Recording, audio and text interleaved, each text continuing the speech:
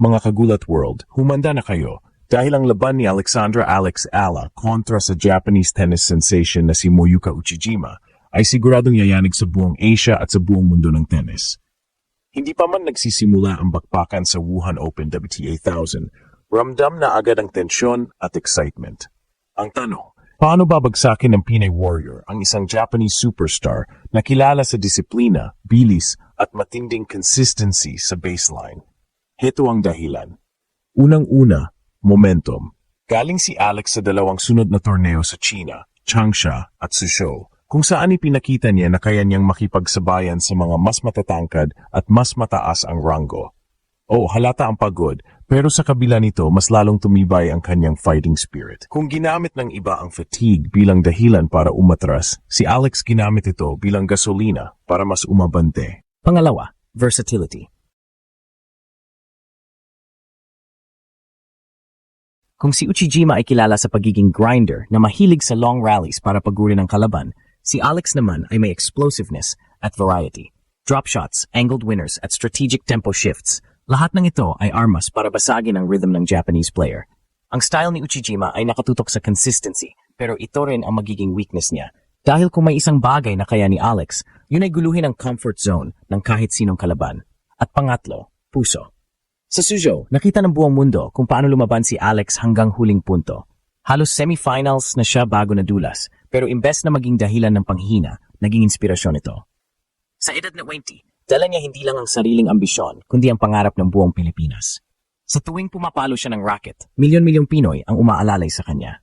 Mga kagulat world, ito ang lam ng Momes fatigue, ng grinder versus game changer, ng Japan versus Philippines. At kung may isang bagay na check, ito'y hindi lang laban para sa puntos o ranking. Isa itong laban ng pride, discard at puso. Kaya tabangan sa Wuhan Center Court, Alexandra Ala handang pabagsakin ng Japanese superstar. Ito ang dahilan kung bakit ang mundo ay muling magugulat. Mga kagulat world, dito na magsisimula ang bagong kabanata sa kwento ng ating Pinay Tennis Queen. Sa darating na laban sa Wuhan Open WTA 1000 Qualifying Round 1, haharapin ni Alexandra Alex Ala ang Japanese superstar na si Moyuka Uchijima.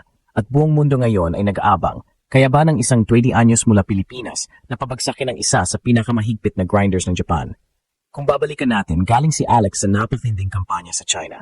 3 sunod-sunod na tournaments ang pinasukan niya, Changsha, Suzhou at ngayon Wuhan, na halos walang pahinga. Sa Suzhou Open, muntik na siyang makapasok sa semifinals, pero isang heartbreak quarterfinal loss ang naranasan niya, 1 puntos na lang panalo na sana. Sa kabila ng sakit, nakapukaw siya ng respeto at paghanga, hindi lang mula sa Chinese fans, kundi mula rin sa buong tennis world.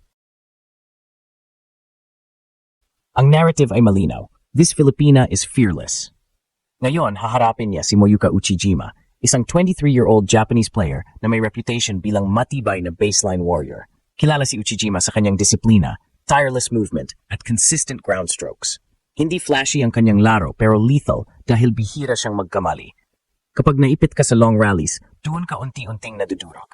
Ito ang style na siguradong gusto niyang gamitin laban kay Alex, lalo na't galing pa sa pagod ang Pinay. Pero mga kagulat world, heto ang dahilan kung bakit hindi basta-basta mababasag si Alex. Una, may explosiveness siya na kayang sirain ang rhythm ng kahit sino. Sa Suzhou, nakita natin ang kanyang arsenal, drop shots, sharp angles, at fearless down-the-line winners.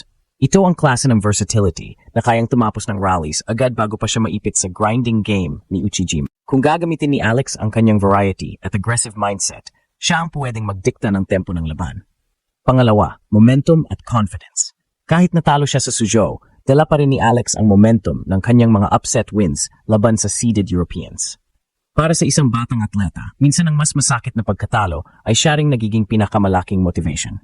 Hindi lang siya papasok sa Wuhan para maglaro, papasok siya para bumawi, para patunayan na handa na siyang lumaban sa mas malaking entablado. At higit sa lahat, puso. Kung may isang bagay na wala sa stats o rankings, ito ang hindi matatatawarang pusong Pinoy na dala ni Alex. Tuwing umaapak siya sa court, hindi lang siya naglalaro para sa sarili kundi para sa bansa. Sa edad na 20, dala niya ang pride ng Pilipinas sa bawat swing ng kanyang racket.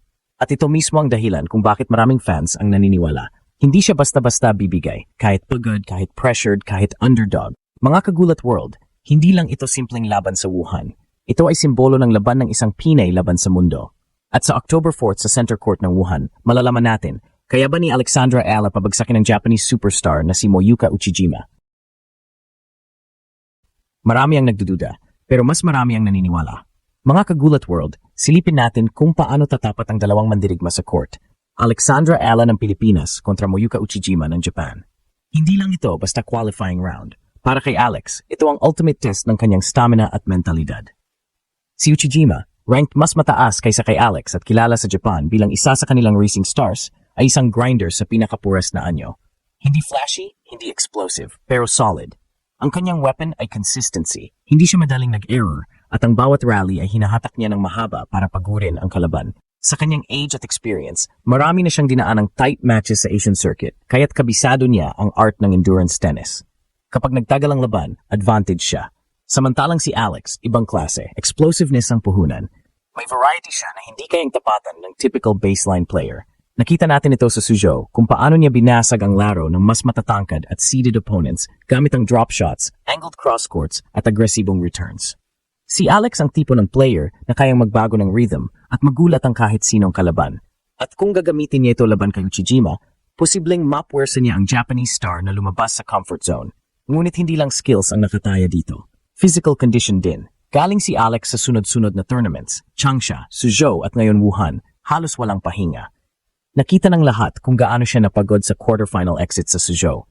Heavy breathing, cramps, at lapses sa crucial points ang lumabas sa kanyang katawan. Ito ang posibleng gamiting taktika ni Uchijima. Patagalin ang rallies, durugin si Alex sa pisikal na aspeto at hintayin na bumigay ang stamina ng Pinay. Pero mga kagulat world, huwag kalimutan ang X-factor ni Alex, mentality. Sa murang edad na 20, ilang beses na siyang nakaligtas sa mga sitwasyon na akalang lahat tapos na. Napanood na natin kung paano siya bumabalik mula sa pagkaka-break, kung paano siya nakakapag-clutch sa tight sets, at kung paano siya nakakakuha ng respeto ng mas matatandang pros. Kung mental toughness ang labanan, hindi rin siya papahuli. Kaya nga ang tanong ngayon, sino ang mananig sa contrasting styles? Kung mapaikli ni Alex ang rallies at makuha ang kanyang aggressive winners, siya ang magdidikta ng laban. Pero kung mahulog siya sa trap ng long baseline duels, malamang si Uchijima ang aabante. At dito nagiging mas dramatic ang kwento. Hindi lang ito laban ng Pilipinas kontra Japan, kundi laban ng momentum kontra fatigue, explosiveness kontra consistency, at puso kontra tactic. Sa center court ng Wuhan, dalawang batang Asyano ang magsasalpukan para sa isang spot sa susunod na round. Pero para sa mga fans, parang championship na agad ang dating. Mga kagulat world, abangan natin kung kanino papanig ang kasaysayan. Sa Sabado, October 4th, 5:30 p.m., malalaman natin kung sino ang mananaig. Si Moyuka Uchijima ba, ang Japanese grinder na gustong i-proof ang kanyang dominance, o si Alexandra Ala, ang Pinay warrior na handang pabagsakin ang kahit sino sa kanyang landas.